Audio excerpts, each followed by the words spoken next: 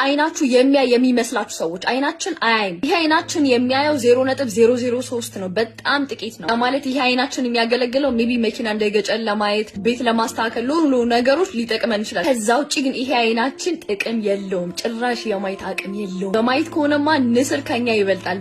በማሽተት እንኳን ብንል ውሻ ከኛ ይበልጣል። የምንሰማ ይመስልናል ግን አንሰማ። ይሄ ቪዲዮ በጣም ጥቂት ሰው ነው የሚገባው፣ ለጥቂቶቹ ነው የማወራው። 99% የሚሆነው ማንነታችን በጭራሽ የሚታይ አይደለም። ልትሰሙት አትችሉም፣ ልታረጉት አትችሉም። ሪያሊቲ ብላችሁ የምታስቧቸው በአይናችሁ የምታዩት በጆሮአችሁ የምትሰሙት ታች የምታረጉት ነገር በሙሉ ሪያሊቲ እንዳልሆነ ብነግራችሁ የሚዳሰሰው ከሚነካው ማንነታችን በበለጠ የማይዳሰሰው የማይነካው ማንነታችን እንደሚበልጥ ብነግራችሁ ይሄ በጣም ሚስቲካል ፓርት ነው። በጣም ጥቂት ሰው ዲፕሊ የሚረዳ ሰው ብቻ ነው የሚገባው።